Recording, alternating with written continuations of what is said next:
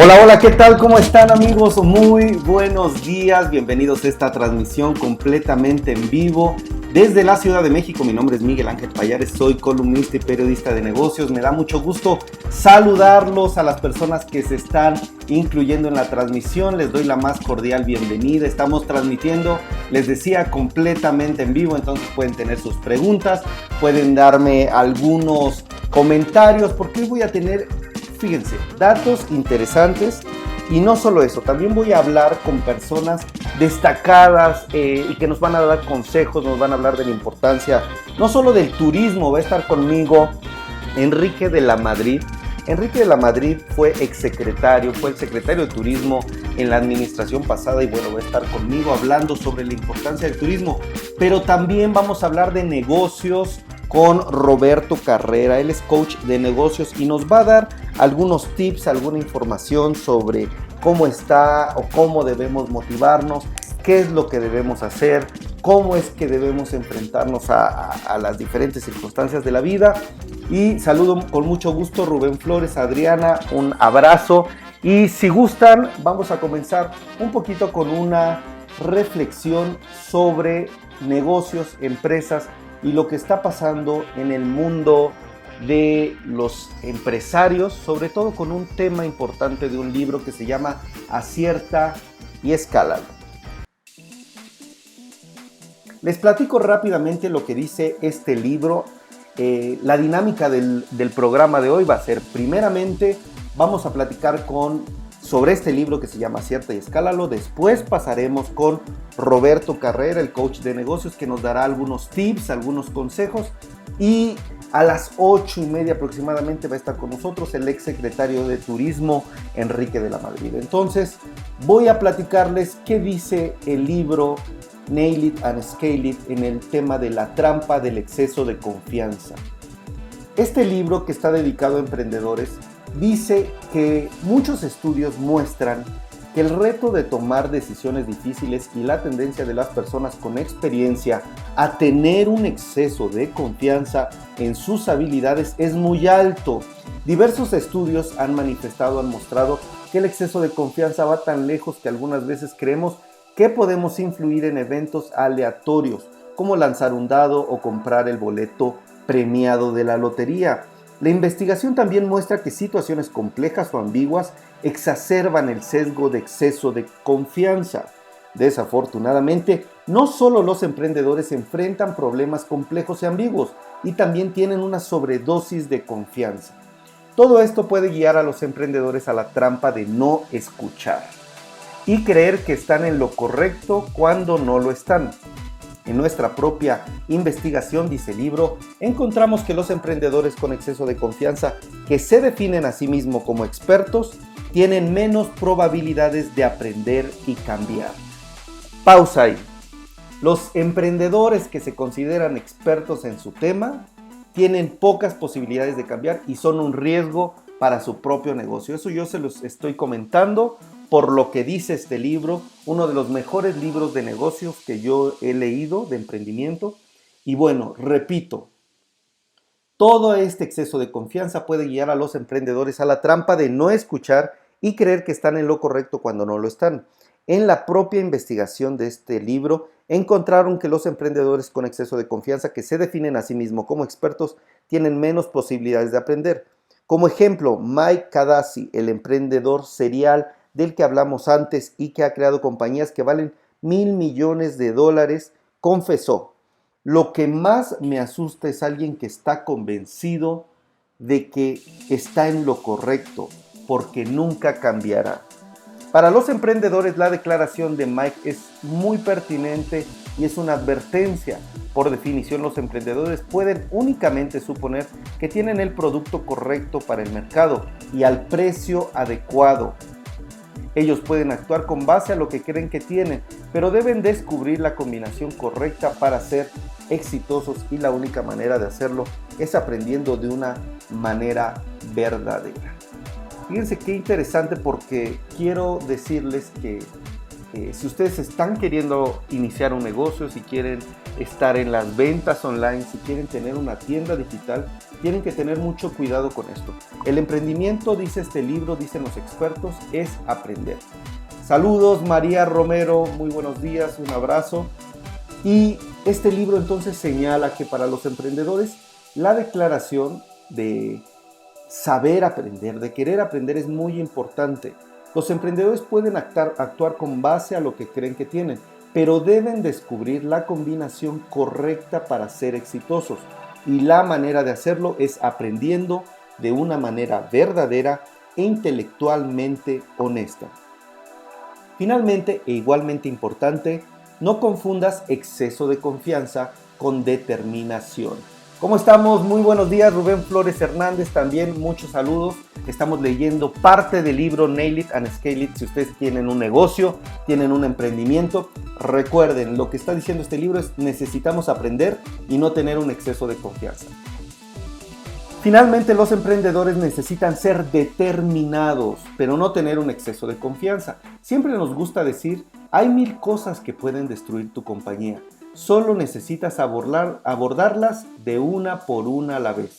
Pero hay una diferencia, dice el libro, entre determinación y exceso de confianza. ¿Qué es realmente lo que estamos diciendo? Se preguntan los autores. Estamos diciendo que el espíritu emprendedor es difícil y que enfrentarás riesgos y obstáculos, que tendrás que vencerlos de uno a la vez y que los derrotarás, pero tienes que mantenerte humilde a lo largo del camino. El nuevo espíritu emprendedor habla sobre identificar esos riesgos y vencerlos uno por uno, encontrando creativamente la manera de sortear los obstáculos y así traer un producto al mercado validado por el cliente. Esto es un poco diferente del exceso de confianza, que es acerca de estar seguro de estar en lo correcto hasta un punto en el que no escuchas y cometes errores que te acaban. Emprendedores determinados realmente escuchan y encuentran una manera de resolver el reto. Muy buenos días, Patricia Ornella también nos está saludando. Saludos a Blanca Isela y a todos los demás que nos están escuchando. Pues estamos hablando de este libro Nail It and Scale It y ya está conmigo en audio Roberto Carrera, que es coach de negocios. ¿Y qué les parece si nos vamos a nuestra primera entrevista?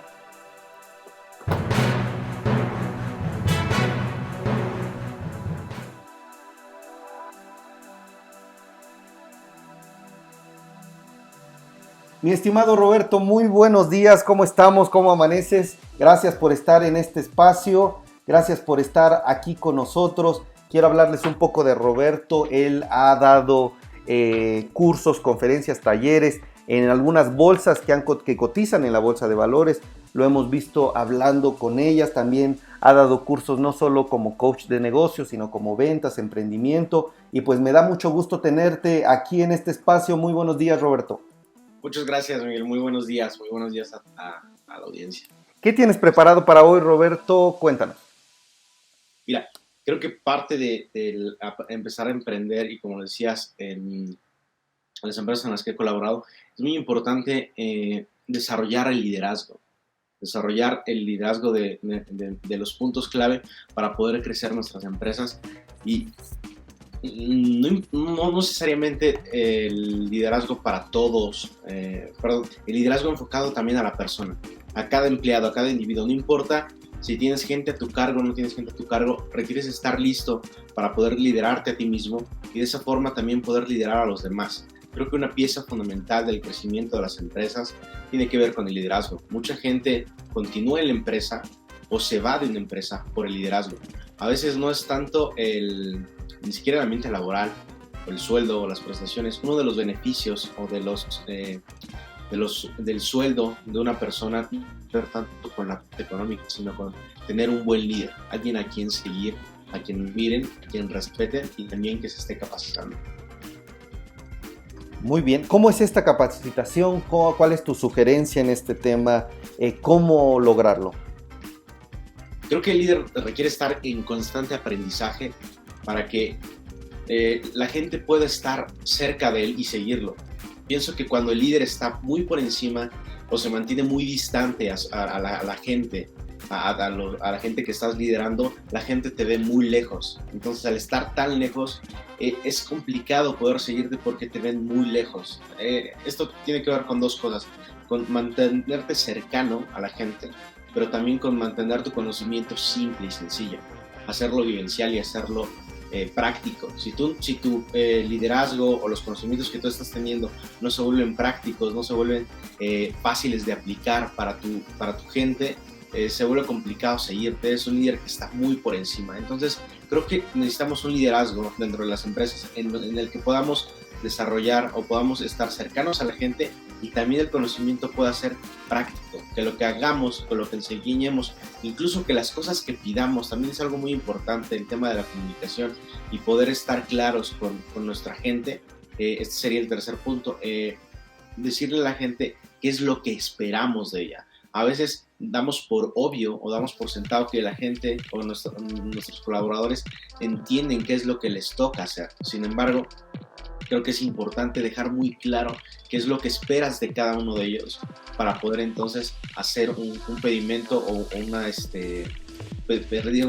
hacer una rendición de cuentas, ¿no? Siempre que has dejado claro y establecido qué es lo que quieres para ellos, o qué es lo que quieres de ellos, perdón. Muy bien, me planteaste 3 puntos, ¿verdad, Robert? Sí. ¿Cuál es primero, que tu conocimiento o que la forma en la que tu liderazgo sea práctico, para que no estés tan lejos de ellos y te vean lejano y no puedan seguirte porque estás muy lejos.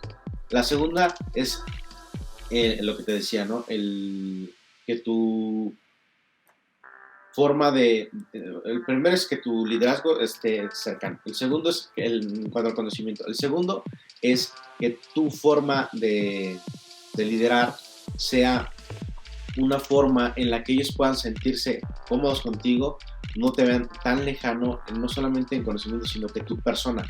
Es decir, que tú seas cercano a ellos, que tú estés cerca de ellos. Y la tercera es que la forma en la que tú estás queriendo las cosas o los resultados de tu empresa o la medición de los resultados, tú seas claro con qué es lo que estás requiriendo de cada uno de los puestos y de cada uno de tus colaboradores. Muy bien. ¿Crees que el líder también debe entrar en este momento a salir a las calles o al menos ir codo a codo con el equipo en términos de ventas? ¿Cómo el líder a veces cuando tú hablas de cercanía, mi pregunta es ¿hasta dónde se puede? Creo que hay muchos líderes o tal vez la idea general que yo tengo es a veces si lo ves vendiendo igual que tú, haciendo distintas actividades que tal vez en la mente no le corresponden a un jefe, pues cambia ahí tu percepción de él y mucha gente dice yo no lo hago porque me pierden el respeto. ¿Tú qué le dirías a esta gente? ¿Eso es humildad, no es humildad? ¿Cuál sería tu visión? Lo que yo pienso y te comentaría, guarda un equilibrio. Te decía, si estás muy lejano en estas 3 cosas, eres un líder inalcanzable y no te van a seguir porque no estás cerca. Pero si estás a la par o por debajo, sí te pierden el respeto, sí no te estás convirtiendo en un líder, pero sí hay que guardar un equilibrio, solamente un poco más arriba. ¿Cómo puedes apoyar a tu equipo? Yo siempre pienso que el líder pone el ejemplo, eso es lo que hacemos, ¿no? Que la gente nos sigue, y nos sigue ¿por qué? Por lo que hacemos, por lo que estamos experimentando, por la forma en la que nos desenvolvemos en el trabajo, porque saben que sabemos vender. Creo que a veces, justo en el área comercial, como me lo mencionabas, de repente la gente no puede seguir o no le cuesta trabajo seguir a su líder porque su líder no lo han visto vender, no lo han visto tan de cerca. Saben que es una persona con experiencia, saben que es una persona que tiene muchos años en el ramo, sin embargo no han estado tan cerca de él como para experimentar la parte de aprender de él, de ver cómo vende, de ver cómo conecta con el cliente, cómo hace rapport, cómo cierra las ventas, cómo da un seguimiento. Es algo que sí es importante hacerlo, sin embargo creo que el trabajo de un líder no es estarlo haciendo, es enseñarle a la gente, enseñarle a tus colaboradores cómo hacer estas cosas. El trabajo de un líder está en enseñar, no tanto en hacer las cosas. Muy bien. Oye, Robert, quisiera también, estamos hablando con Roberto Carrero, ustedes tienen aquí en la imagen su pleca y su fotografía.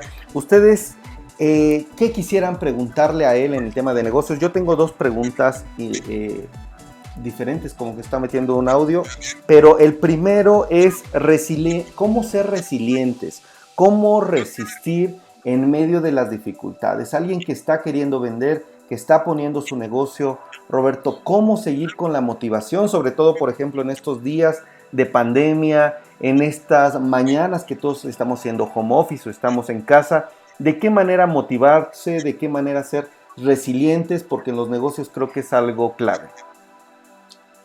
Creo que las ventas están en la mente, y si tú no tienes una mente clara o no estás enfocado y con una actitud positiva, lo vas a reflejar en tus ventas, lo vas a reflejar en todas las áreas de tu vida. Entonces sí es muy importante mantenerse motivado y entendiendo que la actitud que tú tienes es el resultado que vas a tener. Es importante entender eso. ¿Cómo puedes motivarte? Yo pienso que es importante tener claros tus porqués. Normalmente hago un ejercicio con los equipos de trabajo en el área comercial, que puedas entender el por qué estás ahí. No tiene que ver con la empresa, no tiene que ver con el suelo ni siquiera. Tú tienes un porqué más profundo, que probablemente es tu familia, o probablemente es jubilar a alguien de tu familia a través de los ingresos que tú puedas tener. Puede ser desde eso, puede ser que tú puedas iniciar un negocio, que puedas emprender, o puede ser algo tan sencillo como que quieres comprar una casa. Pero es muy importante entender por qué lo estás haciendo o para qué lo estás haciendo.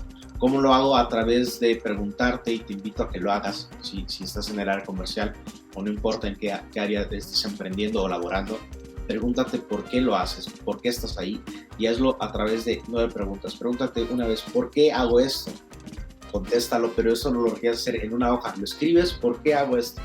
Y después vuelves te preguntas, ¿por qué hago esto que acabas de responder?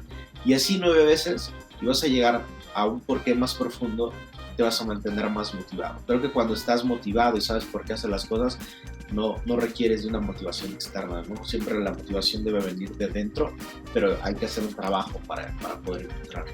¿Qué ejemplo tú como coach, qué ejemplos has visto en la vida real de gente que ha encontrado este propósito? Porque muchos hablan de encuentra tu propósito, pero híjole, es que si mi propósito no se alinea con las ventas, con los ingresos, ¿cómo le hago?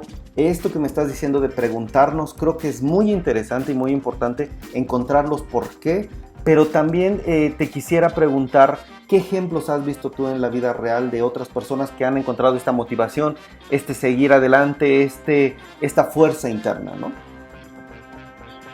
Creo que cuando encuentras tu porqué y le das propósito a lo que haces, a veces probablemente, como bien comentas, no se alinea tu trabajo, tu estilo de vida a lo que tú quieres, o a lo que a tu porqué, a tu propósito.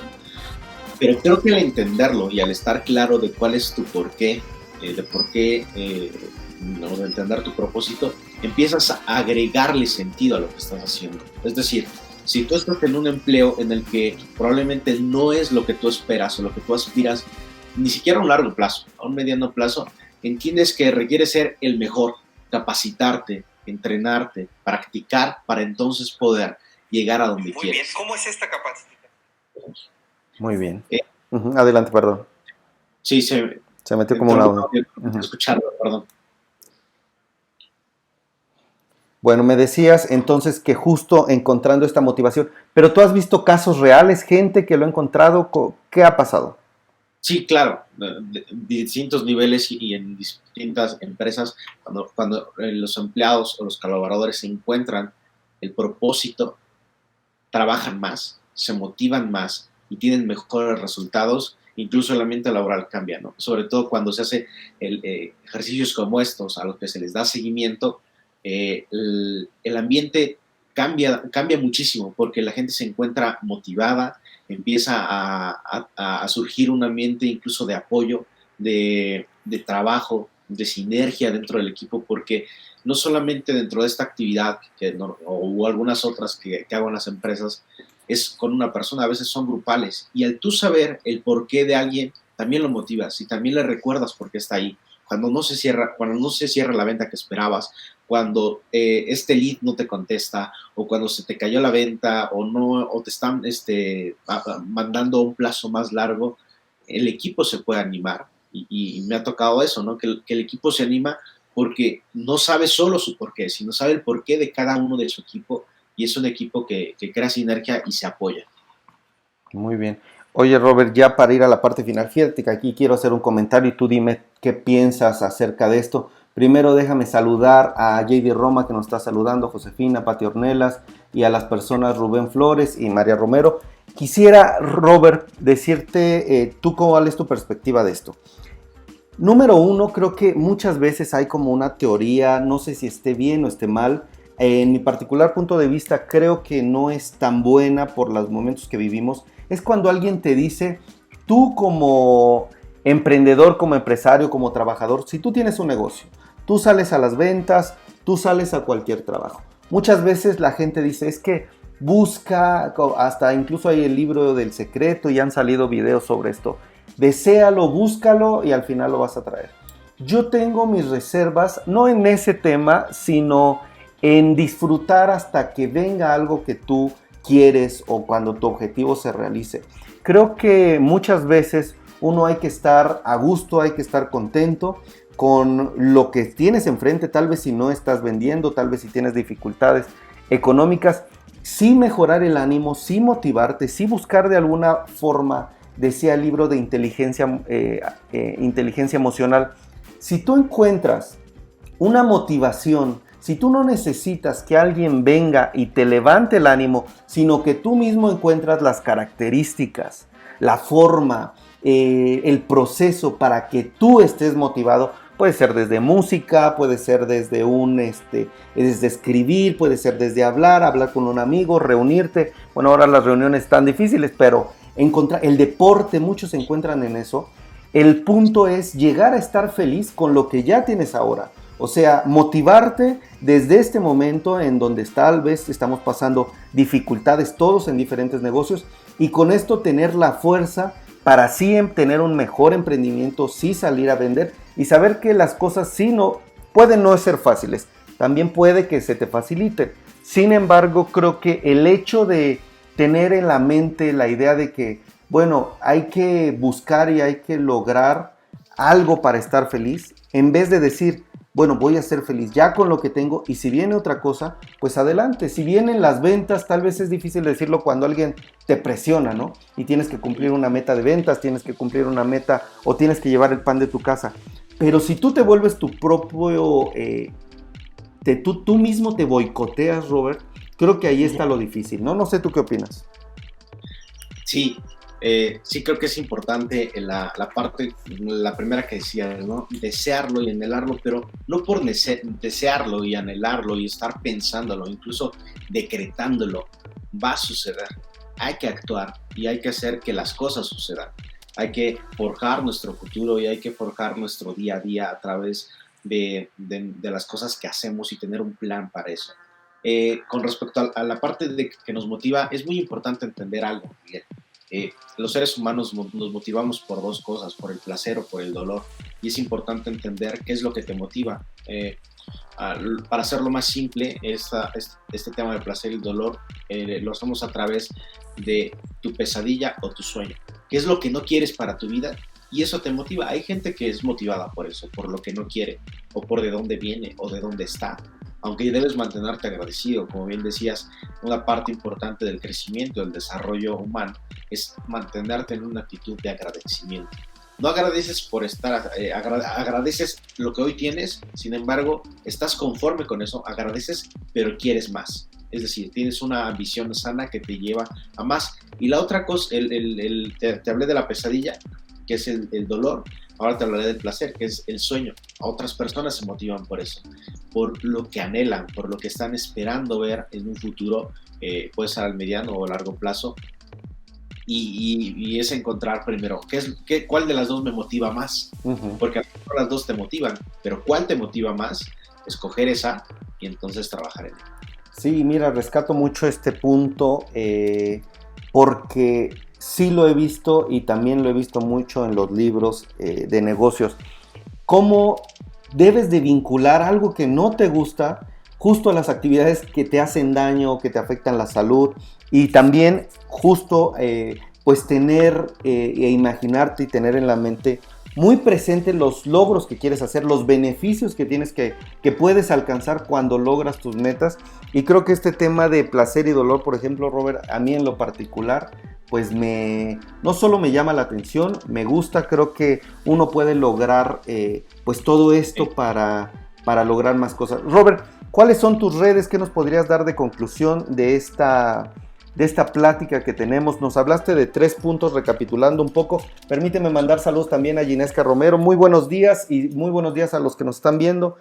Entonces, tú me decías, el líder hay que ser cercano, hay que ser práctico y hay que tener ciertas características para liderar a tu equipo. También otro de los puntos que vimos en esta plática es el equilibrio para enfrentar los retos, ya sea en el área comercial. Esta técnica que tú nos dijiste de preguntar varias veces el por qué me parece, creo, muy interesante para encontrar el propósito. Y bueno, la verdad es que abarcamos varios temas. No sé cuál sería tu conclusión. Bueno, primero que nada, muchas gracias, Miguel, por el tiempo, y gracias a la audiencia por estar aquí. Creo que es importante, esta última parte es con la que me gustaría cerrar, entender qué es lo que te motiva. Puede ser el placer o el dolor, el sueño, la pesadilla o el sueño, y encontrar los hábitos que te lleven a donde tú quieres. Hablaba hace un rato de cosas que nos motivan, que nos mantienen motivados. También es importante crear anclas, cosas que te motiven, y a lo mejor lo podemos hablar en otro momento.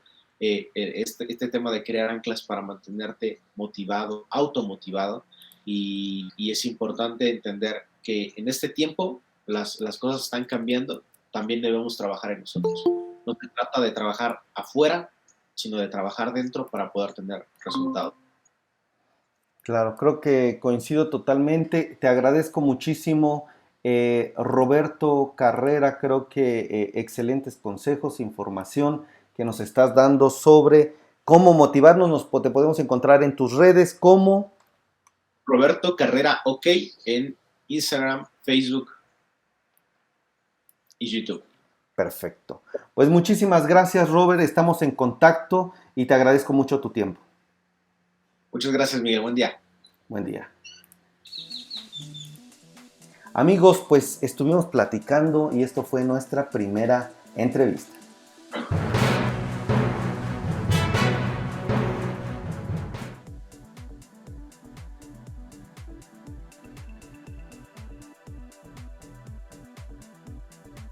Carrera, coach de negocios, nos estuvo diciendo como varios temas interesantes con respecto al crecimiento personal, profesional, las diferentes anclas que debemos de tener, las diferentes actitudes frente a los retos, y pues la verdad, todo un tema, sobre todo en un momento que necesitamos motivación. Quiero mandarle saludos a Blanca Isela, a JD Roma, también a Jesús Alejandro García. Muy buenos días, que nos saludan. Muchas gracias por estar aquí. ¿Qué les parece? ¿Ustedes cómo se enfrentan en este momento a la situación económica? ¿Cómo enfrentar los retos de negocios, de crecimiento? Creo que pues es un tema fundamental en estos días. Yo en lo particular les comentaba con Roberto que creo que no hay que amar o no hay que desear tanto lo futuro en los negocios. Yo he visto que si nos enfocamos en nosotros, en lo que estamos viviendo, en cómo lograr algún objetivo y cómo estar a gusto con la situación actual, agradeciendo, creo que este es un buen motivador para seguir adelante. Porque desgraciadamente muchas personas a veces por desear más allá, por buscar, incluso lo veo mucho en los empresarios que conozco, aquellos que tienen una buena causa, aquellos que tienen un ideal, un gusto por ayudar a los negocios, por el crecimiento, bueno, tienen un desarrollo, generan alianzas, generan un negocio que realmente aporta valor. Entonces, creo que eso es fundamental, creo que eso es estrictamente importante en esta situación, y pues yo lo recomiendo porque cuando te vuelves tú el que te genera el boicot, pues bueno, es todo un tema. Ya está con nosotros nuestro próximo invitado, y ¿qué les parece si nos vamos a la segunda entrevista?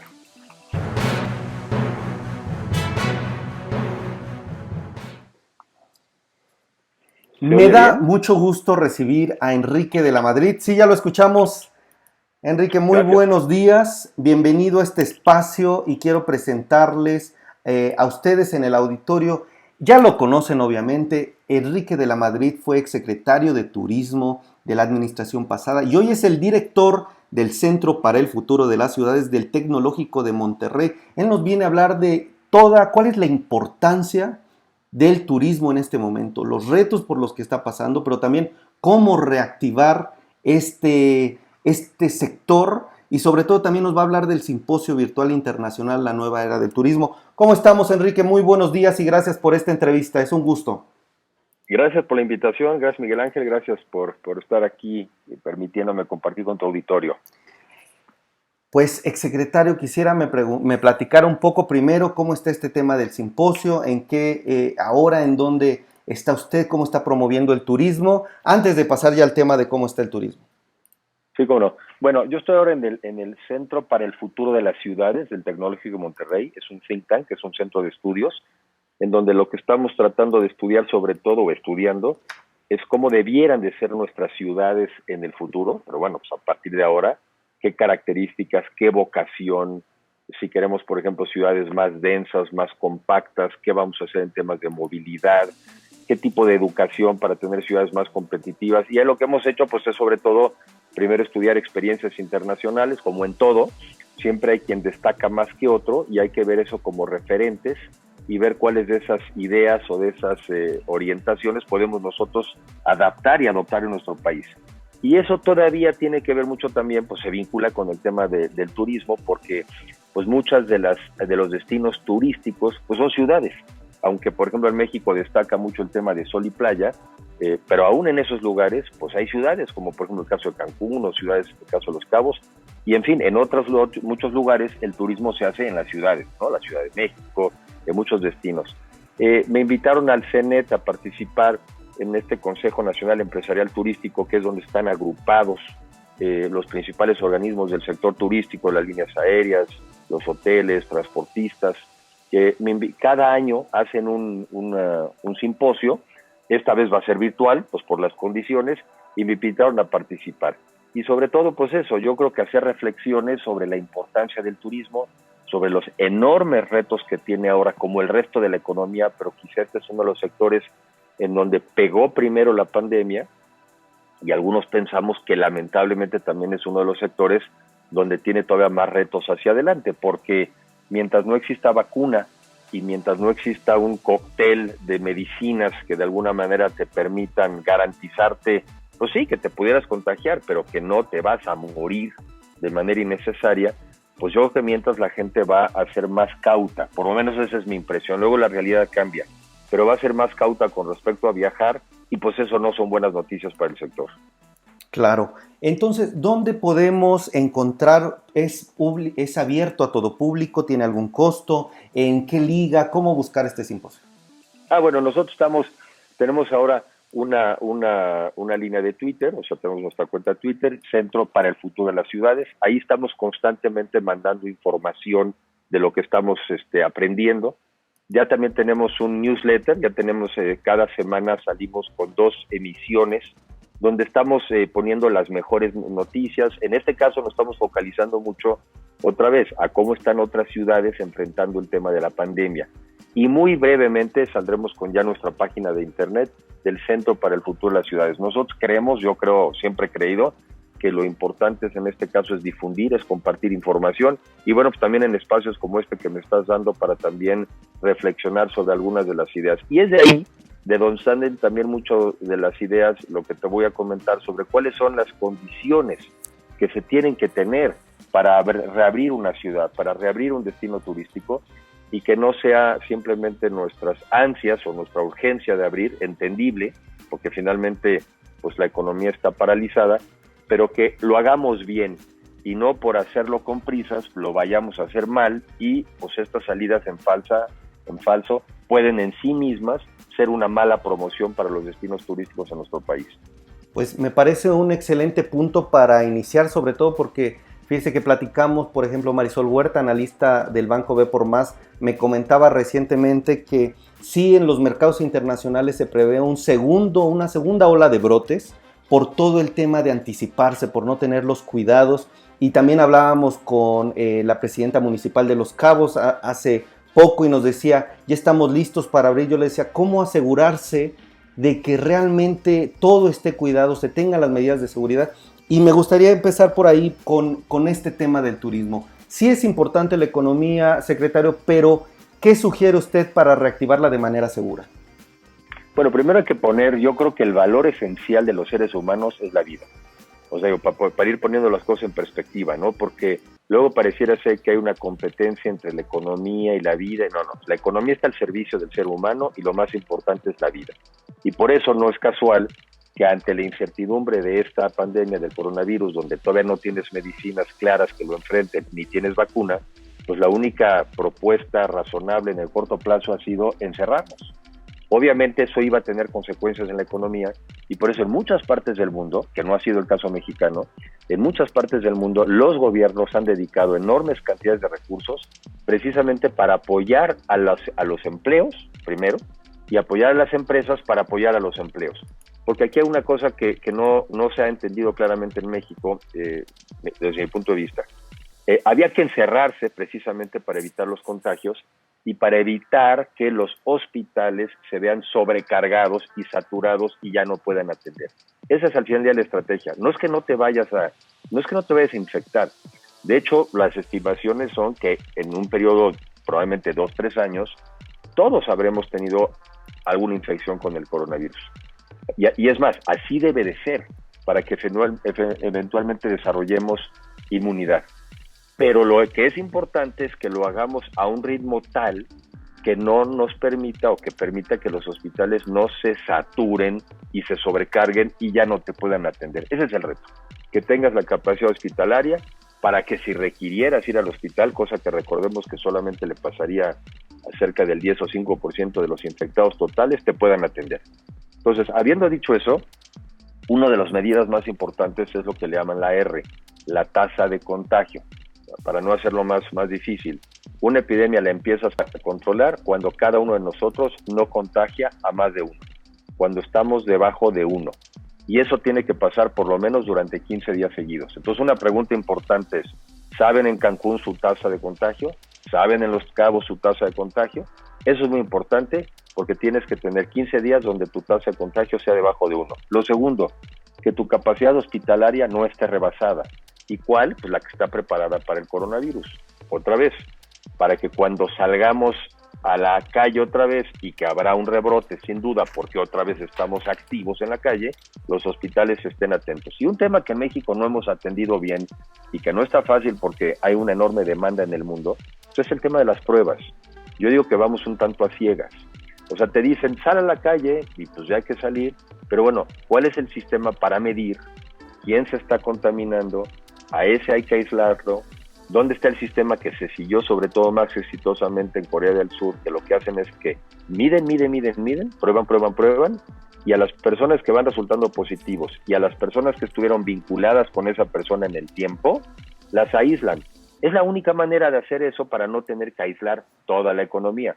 Dicen luego en Corea, bueno, pero ha habido rebrotes. No importa, vuelve a haber rebrotes, como miden, controlan, aíslan y vuelven a poner las cosas bajo control. En México, las autoridades resolvieron que no había que hacer muchas pruebas.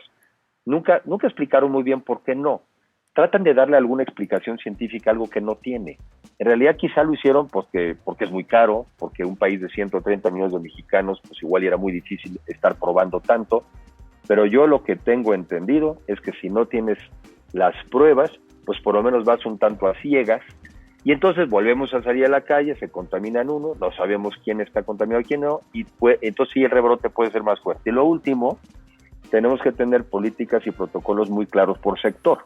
No es lo mismo quizá los protocolos de protección en una industria donde quizá hay mucho espacio entre un empleado y otro, a cuando todos estamos densos. Entonces, en resumen, no es tanto lo importante la fecha de abrir, lo importante es que cumplas con las condiciones para abrir. y que estés muy atento para que si vuelve a haber un rebrote, pues también vuelvas a cerrar en la medida en que sea posible. Entonces, otro comentario. No es que vaya a haber un rebrote nada más porque no nos cuidamos. El solo hecho de volver a salir, y ni modo, pues va a volver a acelerar el tema del contagio. Eso también así debe ser. Y la otra es que hay quien piensa que también este tipo de virus pues duran unos 2-3 años hasta que no aparezca una vacuna. Recordemos las experiencias anteriores, pues han sido esas. Ya después aparecen las vacunas y bueno, pues vivimos con estos virus. Entonces, el tema apenas empieza. Estas ideas de que ya controlamos y ya planamos, yo creo que lo único que hacen es que confunden a la gente. No quiere decir por eso que no esté yo a favor de salir, pero creo que a salir con muchísima cautela, con las mejores de las medidas, y los destinos turísticos que quieran abrir, pues que tomen todas estas acciones en cuenta, porque si nos equivocamos, pues entonces el mensaje que se mandaría sería muy malo, y yo creo que cuando haya desconfianza, que es lo que en estas épocas más hay, pues la gente puede decir, no, pues ese destino no está listo, pues mejor me espero y mientras me voy a otros lugares, o no me voy. Y la otra no hacernos falsas ilusiones. Yo no creo que el turismo internacional esté listo. Yo no creo que ahorita, por lo menos en el corto plazo, alguien vaya a querer tomar un avión a más de 4 horas e irse a otro país para ver si se enferma allá. Yo creo que no va a pasar. Eso es lo que yo creo. Creo que entonces lo que nos queda sobre todo es el turismo nacional, que ese, por cierto, afortunadamente es el 85% del turismo en el país, y ese es el que pues más o menos sabemos cómo nos va viajando en nuestro propio país. Creo que hay que enfocarse más en el turismo doméstico, pero bueno, esa es una opinión personal. Excelente, ¿no? Y la verdad, creo que nos apoya a dar una perspectiva adicional a varias, porque en este momento en la comunicación creo que todos estamos pues viendo diferentes señales, y creo que en este sentido la perspectiva que nos plantea me parece realista, y sobre todo pues que nos habla claro de que pues es una situación de salud, que así pasa con estos virus. A ver, yo quisiera preguntarle algo, secretario. Usted que ha estado pues ya desde hace varios años y esté interesado por el tema del turismo, ha buscado impulsarlo. Ahorita me mencionó una cifra, el 85, a veces se habla del 83% de lo que representa el turismo nacional. Se habla de una cifra de 173,000 aproximadamente millones de dólares en lo que es el consumo turístico. Desde el gobierno se está impulsando esta idea de fortalecer el consumo o el turismo nacional. ¿Usted cuáles serían los escenarios que ve? Número uno, es una pregunta, voy a irme por partes. Número uno, ya teniendo esto en cuenta, ¿qué escenarios ve en pérdida de empleos, en la afectación a polos turísticos, pero también en la reactivación? ¿En dónde usted vería mayor crecimiento, mayor apuesta de lo que viene, y sobre todo que se fuera impulsando la derrama económica? Esa es una primera parte, si quiere por ahí comenzamos. A ver, yo desde un principio dije que así lo entendí, voy, obviamente como todos vamos aprendiendo, pero creo que ciertos principios siguen siendo los mismos. Como es un virus que no tenías ni tienes medicina ni vacuna, en el corto plazo pues había que meterse en casa para resguardarse. Pero como muchos mexicanos no tienen los recursos para resguardarse, o simplemente la consecuencia de guardarse es que ciertos negocios iban a dejar de tener ingreso y por lo mismo muchos empleos a estar en riesgo, por eso muchos insistimos en que el gobierno federal, que es el que tiene nuestro dinero, no es que sean ellos no es porque nos importe mucho el gobierno federal, ni porque qué barbaridad, es que lo que nos van a decir lo estamos todos esperando con ansia, no, es que tiene nuestro dinero, sí es así, tiene nuestro dinero. Entonces, decíamos, lo importante entonces es que sobre todo la gente que menos recursos tiene, reciba prácticamente a domicilio, reciba su dinero, reciba recursos, quizá pocos, pero que los reciba para poderse guardar en casa y poderse entonces así defender el coronavirus. Eso no pasó porque el gobierno, y ahí tengo que reconocer que el CENET, el Consejo Nacional Empresarial Turístico, por todos los medios, con todas las personas, con todas las autoridades, hizo planteamientos como, oigan, ayúdenos a posponer el pago de impuestos, oigan, ayúdenos a posponer los pagos al IMSS, oigan, ayúdenos a programas de garantías para que la banca de desarrollo pueda dar créditos. Este gobierno, como no cree en estas cosas, porque seguramente toda la economía es neoliberal, entonces dijo, no le vamos a dar ningún apoyo. ¿Cuál es la consecuencia? Pues que los hoteleros grandes, que son cadenas, pues sí pueden pagar un par de meses las nóminas y aguantar a la gente. Pero muchos otros negocios simplemente cierran y la gente se queda sin ingresos. Entonces la primera consecuencia y creo que ya las cifras es que algo así como 12 millones de mexicanos ya han tenido un impacto en sus ingresos de manera brutal, y tan solo en el mes de marzo y abril perdieron empleos formales 700,000 personas. Yo creo que más de 1,5 millones de mexicanos ya perdieron, y si ya contamos mayo, pues seguramente ya son más de 2 millones de mexicanos que perdieron el empleo. Eso era importante tratar de evitarlo, que se quedan sin ingreso, y dos, hay que tratar también de evitar la quiebra de las empresas, porque si quiebran las empresas, ¿a dónde regresas después de la pandemia? Eso, el gobierno lo sigue sin entender, pero creo que nunca es tarde seguir insistiendo. Les voy a decir por qué, porque esto no se ha acabado. Yo creo que estamos todavía en una etapa inicial de la pandemia, y por lo mismo, pues las consecuencias económicas ahí están. Creo que todo el recurso del gobierno tiene que destinarse a dos cosas: a fortalecer la capacidad hospitalaria para que nunca se vea rebasada, y la otra es apoyar a las empresas y al empleo. Esas son las dos prioridades, así de sencillo. Todas las otras prioridades que tiene el gobierno son del gobierno, ya no son de la sociedad. Todos otros temas que quieran fortalecer y obras de infraestructura, hoy en día, francamente, a mi juicio, se pudieron haber pospuesto, porque la prioridad es esta. Entonces, ahora que salgamos, la prioridad sigue siendo la misma, porque nomás quiero hacer la reflexión de que vamos a salir de la economía con más contagiados que los que tuvimos cuando nos encerramos. Digo, así de sencillo. Eso así es. Entonces quiere decir que el riesgo está. Pero bueno, también hay que asumir que no podemos vivir siempre encerrados, pero entonces tenemos que tomar extra precaución. Esta idea de que está aplanado el tema, aplanar a mí me suena como que está controlado. No está controlado. Y como no está medido, tampoco tenemos claridad de cómo está. Bueno, con esa incertidumbre es con la que tenemos que salir. Y por eso es que los sectores, en este caso el sector turístico, y después cada uno de los destinos, tiene que hacer muy bien su tarea para tratar de medir el nivel de contagio allá afuera, para darle a sus trabajadores y a sus empleados las mejores condiciones, y para reaccionar si es que se ve un brote. No pensar que no sean las ansias las que dicten nuestras acciones, sino que pues finalmente el realismo, pero también que seamos muy precavidos. Lo que está en juego es la vida de las personas, y esa es la prioridad número uno. Entonces, vamos a abrir, sí, pero no porque está controlado el tema. Vamos a abrir, pues porque mucha gente ya no se puede quedar guardada, y porque el impacto en la economía es enorme. Pero van a ser, yo creo que todavía meses de mucha inestabilidad, y entonces pues hay que ser realistas. Seguimos en una pandemia, vamos a abrir con pandemia, y lamentablemente no con las mejores condiciones, porque no medimos, y por lo mismo no sabemos exactamente dónde estamos. Pero en fin, en esas condiciones, asumiendo eso, vamos a salir. Muy bien. Yo quisiera leer una pregunta del auditorio. Nos dice: ¿en qué tiempo usted cree, en meses aproximadamente, se podría reactivar el turismo de nuestro país? Es una pregunta del auditorio. Y a mí permítame también, para ir a la parte final de esta entrevista, preguntarle cuáles son las prioridades de los empresarios, de el consejo también, cómo van a estar trabajando para apoyar a estos empleados, y si me puede poner en perspectiva cuántos empleos dependen del turismo aquí en México, cuánto es el tamaño que tiene, cómo ha venido creciendo, y un poco por qué hemos destacado en los últimos años a nivel internacional, y por qué ahora nos encontramos en una situación así. Bueno, el turismo es un sector muy, muy importante, porque prácticamente representaba, obviamente eso va a bajar, representaba el 8.9 del PIB de la economía. Eso quiere decir que era más grande que el sistema financiero, más grande que la industria de la construcción, más grande que el sector agropecuario. O sea, es un sector muy grande y sobre todo muy intensivo en gente. Cerca de 10 millones de mexicanos viven de manera directa o indirecta del turismo.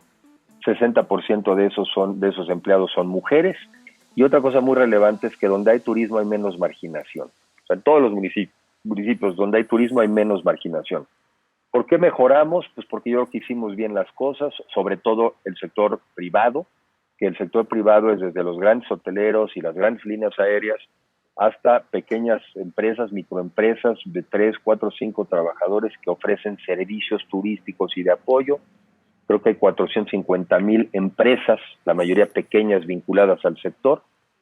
Pensemos que está vinculado a los restaurantes, está vinculado al tema del entretenimiento, al transporte, ¿no? Entonces es un sector muy grandote, y afortunadamente, además México es un país con tantas fortalezas y con historia y con belleza, pues que somos un país muy atractivo para visitar. Fueron muchos años de crecimiento, y crecimos, yo creo que tasas muy altas, en muchos casos, en algunos años por arriba del resto de la economía. Y bueno, ya desde el 2018 se veía cierta desaceleración, yo así lo reconocimos, y ya lamentablemente hubo errores de política económica y de turismo que empezaron a empeorar las cosas. Una fue la cancelación del Consejo de Promoción Turístico de México sin ninguna razón, como todos los argumentos que dan, corrupción, desvíos. Bueno, no es eso, pero lo cancelaron, y ya se notó eso en el 2019. En el 2019 ya la tasa de crecimiento de los visitantes internacionales ya era por ahí del 1%, cuando 2 años antes andábamos creciendo al 10%. Entonces sí se notó, el que no tiene marketing, el que no promueve sus productos, pues compite contra otros que sí lo hacen. Y luego vino esto, que pues esto no lo inventó nadie, que vino esto de la pandemia, donde el golpe sí es generalizado a todo el mundo. Lamentablemente siento que en México, por razones que repito todavía no comprendo del todo, no medimos, no hacemos pruebas, y la otra, y tampoco ha habido un apoyo a la economía. Entonces pues cada quien va un poco como a su suerte. Por eso lamentablemente, y porque es una enfermedad que no conocemos ni dominamos todavía y no hay vacuna, lamentablemente la gente yo creo que no va a recuperar los niveles de viaje que traíamos antes hasta que traigamos la vacuna.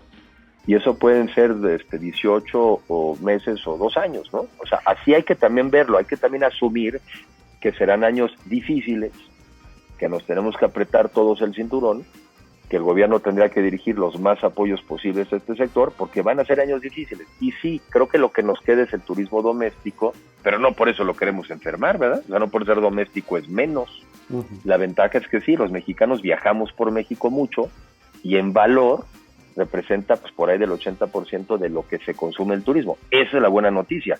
Mala que fuéramos una isla caribeña que depende del turismo internacional. No es el caso de México. Sin embargo, sí hay destinos turísticos como Cancún, sí hay destinos turísticos como Los Cabos, que sí dependen mucho del visitante internacional.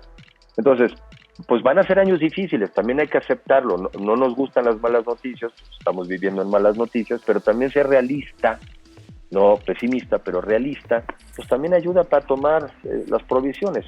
Esto es algo que no se va a recuperar de la noche a la mañana, no va a tener un rebote de recuperación, y por eso tenemos que sí hacer nuestro mejor esfuerzo, pero también asumir que esto es así.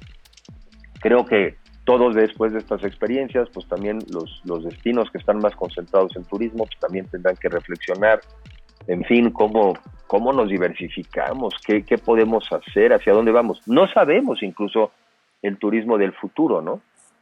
Por ejemplo, en estos periodos, pues las grandes densidades no van a ser las que van a estar privilegiadas. Yo creo que los grandes espacios, la naturaleza, va a ofrecer más seguridad de que te vas a sentir bien. En fin, son temas que están cambiando y seguramente eso va a ser parte de la conversación también en este próximo simposio virtual. Yo trato lo más posible de mantenerme al día también de lo que está pasando en otras partes del mundo, pues para ver tendencias. Lo que sí veo, pues es que no creo que sea una recuperación así brutal de la noche a la mañana, hasta en tanto no exista o el cóctel de medicinas o la vacuna. Excelente, pues la verdad, muchísimas gracias por este panorama, estas perspectivas que nos da sobre la situación actual, también sobre las medidas que se están tomando actualmente. Quisiera simplemente terminar volviendo a invitar al tema que hablamos en un inicio. Va a haber un simposio virtual internacional, la nueva era del turismo, y van a estar ahí participando varios del sector, ¿verdad, secretario? Sí, realmente aquí normalmente invitan a empresarios, invitan también a alguna persona, a veces lo han hecho alguien del exterior, seguramente lo harán también, gente de funcionarios públicos a nivel federal y a nivel estatal, y creo que son buenas reuniones ahorita porque yo creo que todos andamos buscando respuestas, y creo que lo que algunos podemos aportar es nuestro punto de vista. Al final del día cada quien decide si le hace o no le hace sentido, pero creo que es bueno estar informado pues para tratar de formarte una visión de cuáles son las alternativas, dónde estamos, cuáles son las perspectivas. Creo que es mejor estar más informado que menos. Claro. Y pues eso es lo que persiguen estos seminarios, y bueno, por ahí estaremos participando seguramente con algunas reflexiones en este sentido, porque pues son las que yo creo. Sí hay que abrir, pero con mucho cuidado. Sí hay que estar atentos, no va a ser no va a ser una cosa espectacular de la noche a la mañana, ni modo, así pasa. En el mundo entero hay una recesión, en el mundo entero, en México la va a haber y la hay también. Lamentablemente nos tocó, y lo que importa no es qué pasa, no es qué te pasa, sino qué haces con lo que te pasa. Y cómo le sacamos ventaja, y cómo nos defendemos, y cómo nos volvemos resilientes. Ese es el reto. Así es la vida hasta de las personas, hay subidas, hay bajadas. No estamos en nuestro mejor momento, pero si hacemos las cosas de manera inteligente, pues será menos malo, y el reto es salir con experiencias y fortalecidos. Muy bien, pues le agradezco, y también a las personas que nos están viendo, JD Roma, que dice excelente charla, Elia Ríos, felicidades, excelente entrevista, y Jesús Alejandro, coincide, hay que prever que no habrá recuperación al 100% en el sector turismo en varios años, y generar la confianza será muy importante. Pues secretario, de nuevo, gracias por estar en este espacio, iniciando con negocios, gracias por darnos esta perspectiva para que el criterio siga pues formándose, y le mando un fuerte abrazo y muchas gracias por estar aquí. Al contrario, gracias, saludos a ti y a tu auditorio. Muy buen día. Muy bien, hasta luego. Amigos, pues ustedes ya escucharon, esta fue la entrevista.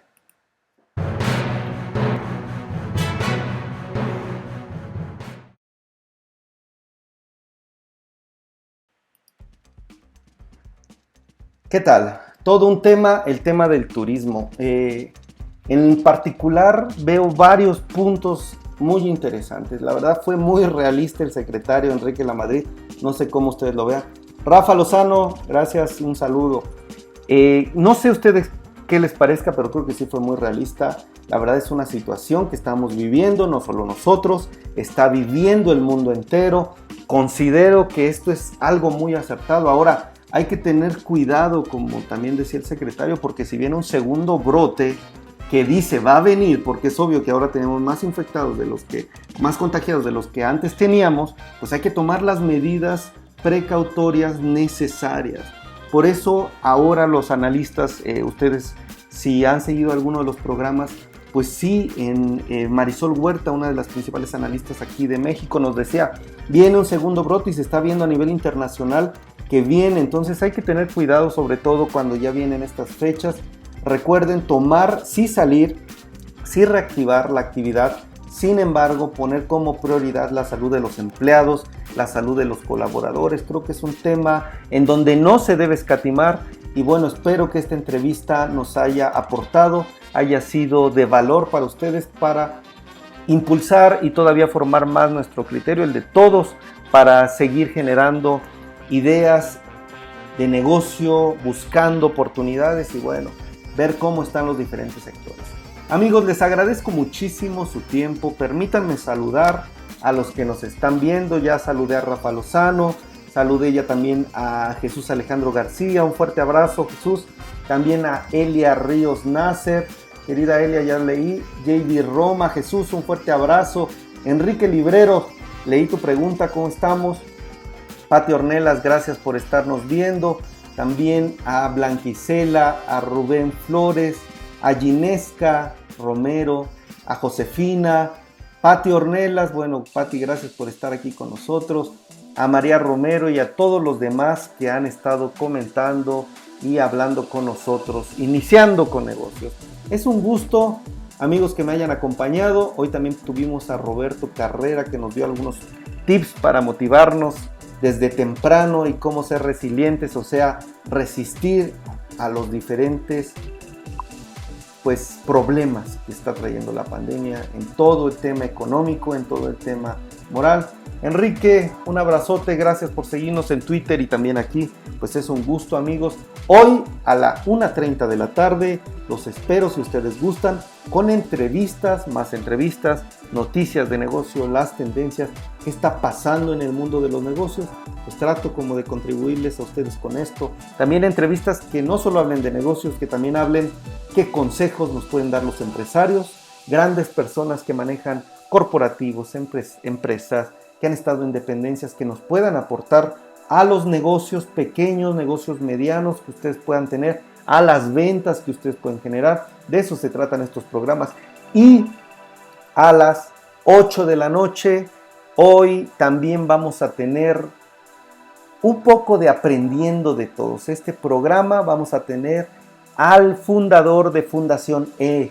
Este emprendedor, empresario, da muchos consejos sobre qué debe de tener tu negocio para salir adelante. Pone ejemplos de cómo él se fue a la sierra, a una zona marginada más bien aquí del país, y cómo transformó artesanías mexicanas en un producto que es dirigido hacia un target de un nivel socioeconómico más alto, tipo A, B. O sea, pasó de que las artesanías fueran subvaloradas a darles un valor agregado y enfocarlas a personas con un alto poder adquisitivo. Entonces nos puso varios ejemplos, uno de ellos fue esto y pues los invito a seguir estos programas si ustedes gustan. Más información de negocios quedan grabados también por si quieren a veces rescatar alguna información. Pues aquí en @ideasnegociosmx en Facebook. En Twitter estamos como MX Ideas Negocios. Me pueden también contactar como @Miguel Payares en Twitter o como en Instagram @Miguel.Payares. En Instagram también estamos en Ideas de Negocios, ahí nos pueden encontrar como Ideas Negocios MX. Y amigos, gracias a los que veo que nos están dando like, que mandan corazoncitos, que mandan like. Les mando un fuerte abrazo. Si ustedes tienen alguna empresa, algún negocio, si quieren hablar de un tema en particular, pues los espero con mucho gusto. En mi sitio está miguelpayares.net/contacto. También en el Facebook, ahí pueden encontrar mi WhatsApp para que contactemos, para que busquemos cómo conversamos de negocios con mucha más fuerza, inteligencia y favoreciendo esta conversación para que todos salgamos beneficiados. Un gustazo, cuídense mucho, los quiero. Nos vemos hoy 1:30 de la tarde. Hasta la próxima.